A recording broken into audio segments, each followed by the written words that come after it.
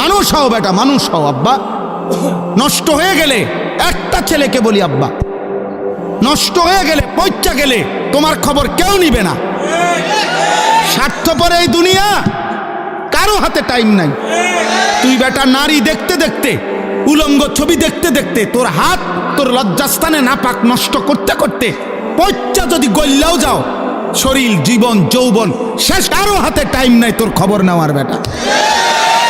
স্বার্থপর এই দুনিয়া, স্বার্থপর। মা বাবা স্বার্থপর মিয়া, বাপ মাও হাজারো লাখ লাখ বাবা বা হিসাব হইল, আরে রাখ পড়লে পর নামাজ রোজা বাদ দে, পয়সা কামাই কর বেটা, আমার টেয়ার দরকার,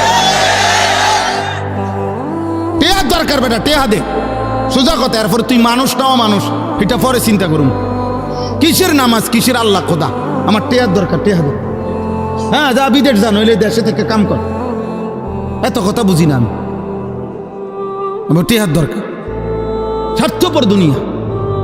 তুমি নষ্ট হয়ে গেলে কেউ ভাবার টাইম নাই, কারো টাইম নাই, কারো টাইম নাই। পয়চা গল্লা যদি চরিত্রহীন হয়ে যায়, অনেক ছেলে তোমরা তো এই সুযোগটা পাইছো আব্বা। মা বাবার খামখেয়ালি, অভিভাবকের খামখেয়ালি, পরিবারের বন্ধন ছুটে গেছে, যার কারণে আজকে তোমাদের অসংখ্য ছেলে রাত দিন গুনাহ করার পরেও তোমাদেরকে টেনে ধরবে, ফিরাবে, এমন অভিভাবক অনেকের কপালে জোটে না। 365 দিনে খুদার 1 বছরে নামাজ পড়ে নাই, একদিনও ফজরের নামাজ, কিন্তু মানুষরূপী এই হাইওয়ানকে, আহারে তোর কপালে একটা মানুষ জোটে নাই যে তারে হাত ধরে বলবে, কিরে আব্বা তুই কোনোদিন ফজর পড়বি না? বিষয়টা কি? ওর কপালে এমন একজন মানুষ জোটে নাই। আমার 75 বছর বয়সী মা, আলহামদুলিল্লাহ, আমার আম্মা এখনো আমার জিগায়, ফুত নামাজ পড়ছুনি? খোদার কসম, আমার 75 বছর বয়সী মা আমার এখনো জিগায়। আমার এই 22 বছরের ওয়াজের জীবনে আলহামদুলিল্লাহ, আল্লাহর দয়া, মা আমারে শতবার বলছে, ফুত সারা দেশে কত জায়গায় ওয়াজ করো, সাইও টাকা পয়সা লইয়া মানুষের লগে ঝামেলা কইরো না। এই কথাইটা আমার আম্মা আমারে মনে শতবার বলছে, শতবার, যে মানুষের লগে দিলে আইন না দিলে নাই। আমি হাল খাতা দিলে বহু মাহফিলের টাকা পাবো, বিশ্বাস করে। এমনি বললাম আর কি, বহু মা এমনি চলে আসছি, খালাস, দিলে পারছে দিছে, না দিলে নাই, খালি বাল্লি। অর্থাৎ বুঝাইতে চাইলাম আব্বা ইনসান হও। আমরা তো চিল্লাই তোমাদেরকে বলি, কে বলবে? কতদিন হয় নারী দেখো, কতদিন হয় উলঙ্গ ছবি দেখো, কতদিন হয় মোবাইলে রাত দিন নর্তকী দেখো। এই যে বেঈমানের মতো চুল রাখছো, কেউ নাই তোমার অভিভাবক, কে তোমারে বলবে যে এটা মুসলমান না? পেশাব করে পানি নাও না। আল্লাহ নবী সাল্লাল্লাহু আলাইহি সাল্লাম নিজে হাতের আঙ্গুল দিয়ে দেখাইছে, সাহাবীরা দেখো এই কবরে আযাব হইতেছে। কেন জানো? নবী নিজে বলছে, এই ব্যক্তি প্রস্রাব করে ঠিক মতো পবিত্র হইতো না, এই কারণে তার কবরে আযাব হচ্ছে। এটা নবী বলে নাই?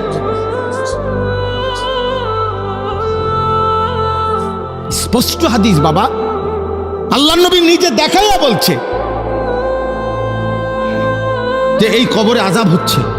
কেন? সে প্রস্রাব করে, দুইটা বর্ণনা, একটা হলো প্রস্রাব করে পবিত্র হওয়ার ক্ষেত্রে তার গুরুত্ব কম ছিল, আরেকটা বর্ণনা হইল প্রস্রাব করার সময় 1-2 ফোঁটা 3 ফোঁটা যে ছিটকা পড়ে পিছনে, আবার এই ছিটা থেকে ঠিক মতো সে ফরহেজ করতো না, খেয়াল করতো না, এমন জায়গায় এমনভাবে পেশাবও করে ফেলছে যার কারণে 2-4টা ছিটকা প্রস্রাবের লুঙ্গিতে জামাতে এসে পাল্টায় পড়ছে, অথচ সে গুরুত্ব দিত না। আল্লাহ নবী সাল্লাল্লাহু আলাইহি সাল্লাম বলেন, প্রস্রাবের ছিটা থেকে ঠিক মতো পাক ছিল না, খেয়াল করে নাই, খোদার কসম নবী বলছে এই কারণে তার কবরে আযাব হইতেছে। তোমরা বলো আব্বা, মাঝবয়সী মুসলমান বলে কি পরিমাণ মুসলমান, কি পরিমাণ নওজোয়ান পেশাব করে পানি নেয় না, কি পরিমাণ কল্পনা করেন, প্রস্রাব করে টয়লেট পেপার ব্যবহার করে না। এই অপবিত্র মানুষ তার জীবনটা কাটে কি বলে, রাত কাটে কেন বলে? ইনসান হওয়া। আল্লাহ তাআলা, আমি এই জন্য বলতেছিলাম, আল্লাহ তাআলা আমাদেরকে হায়াত দিয়েছেন, আমরা অস্তিত্বহীন ছিলাম। কাইফা তাকফুরুনা বিল্লাহ ওয়া কুনতুম আমওয়াতান ফাআহইয়াকুম। আল্লাহ বলেন, কেমনে এমন মালিকের নাফরমানি করো? আরে তুমি তো মৃত ছিলা, তোমার তো নাম ছিল না, আমি আল্লাহ তোমাকে জীবন দিয়েছি। এইভাবে আল্লাহ মনে করায়, আল্লাহ যেন কাছে নিয়ে কইতেছে, এই বেটা কাইফা তাকফুরুন, আরে কেমনে আমার সেজদা না দিয়া থাকলা বেঈমান? আমি তোরে বানাইছি বেটা, তোরে আমি বানাইছি বেটা, আজকের রাত আমি দিছি, তোরে ঘুম থেকে আমি জাগাইছি বেটা। বেঈমান, একটা সেজদা দিলি না? মানুষের বাচ্চা, মুসলমানের বাচ্চা বেটা, হাইওয়ান। একটা বেনামাজি দাঁড়ায়া বল বেটা, তুই মানুষের বাচ্চা বেটা? এখন দাঁড়া বেটা, প্রতিবাদ করে, দাঁড়া বেটা, এখন দাঁড়া। মানুষের বাচ্চা তো নিকৃষ্ট হয়, মুসলমানের বাচ্চা। আল্লাহ বলছে কাইফা তাকফুরুন। বিষয়টা কি বান্দা? আমার নাফরমানি করছো কোন হিসাবে? ওয়া কুনতুম আমওয়াতান, তোমরা তো মৃত ছিলে, তোমাদের তো কোনো নাম ঠিকানা ছিল না। আগামী বছর কোন কোন বাচ্চা বাংলাদেশে জন্ম নিবে, তাদের নাম নিশানা সরকারের খাতার মধ্যে আছে? বাংলাদেশের কোনো বিভাগের কাছে আছে? ইউনিয়ন পরিষদে লেখা আছে? তো আমরা কেউ জানি? তো আমাদের তো কোনো অস্তিত্ব ছিল না। আল্লাহ তাআলা সেখান থেকে আমাদেরকে হায়াত দিয়েছেন, হায়াত দিয়েছেন। হাল আতা আলাল ইনসানি হিনুম মিনাদ দাহর লাম ইয়াকুন শাইআম মাযকুরা ইন্না খালাকনাল ইনসানা মিন নুতফাতিন আমশাজ। আল্লাহ বলে, আহারে বান্দা, তোমার উপর দিয়ে তো যুগের পর যুগ এমন গেছে যখন তোমার কোনো নাম ঠিকানা ছিল না। কতকাল তুমি মাটির অস্তিত্বে, মানুষকে আল্লাহ মাটি থেকে সৃষ্টি করেছে। কিসের থেকে? এখন প্রশ্ন হলো যে আমারে সৃষ্টি করছে যেই মাটিটা থেকে, ওই মাটিটা পৃথিবীতে কত কাল থেকে ছিল আমি জানি? পৃথিবীর কেউ জানে? তো মাটিতে ছিল কতদিন কেউ জানে না। খাবারের মধ্যে ছিল কতদিন, তোমার অস্তিত্ব কেউ জানতো না। বাপের বীর্য হিসাবে ছিল কতদিন কেউ জানতো না। মায়ের জরায়ুতে ছিল কতক্ষণ কেউ জানতো না। আমি সব ধাপ পার করে আমি আল্লাহ স্বামী স্ত্রীর মিলিত বীর্য থেকে আমি তোমাকে সৃষ্টি করেছি। আমাকে চেনো না? হ্যাঁ, আমাকে চেনো না? যে জানে না কোথায় যাচ্ছে, কেন হাসতেছে, কেন কাঁদতেছে, এত নারী কেন দেখো, তুমি জিজ্ঞাসা করো যে বাবা তুমি সারা দিন রাত মোবাইলে এত নারী কেন দেখতেছো, মানে উদ্দেশ্য কি, কয়টা নারী তোমার দরকার? সে জানে না। এই চুল রাখছো কেন? কোন বেঈমানের, কোন মুশরিকের অনুসরণ করলো? কি কারণে করলা?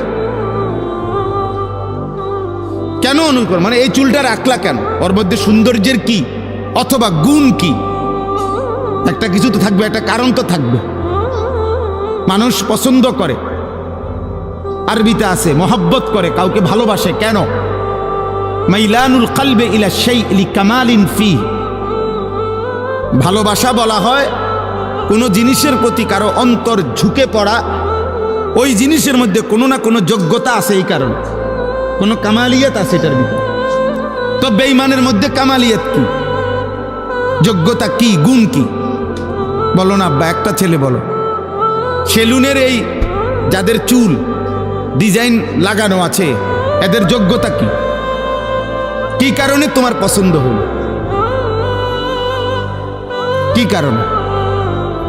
আমার উস্তাদে মোহতারাম, আমার মুরব্বী, যিনি এইমাত্র আমাদের সামনে একটু কথা বললেন, পরম শ্রদ্ধেয় আমাদের মাথার তাজ, আমাদের বটবৃক্ষ, হাজারো লাখো ওলামা, মাদ্রাসা, দিনদার মুসলমানের অভিভাবক আল্লামা শায়েখ সাজিদুর রহমান দামাত বারাকাতুহুমুল আলিয়া 1993 সালে সর্বপ্রথম যে বছর দারুল আরকাম মাদ্রাসা প্রতিষ্ঠিত হয়েছে, আমি সেই বছরের ছাত্র।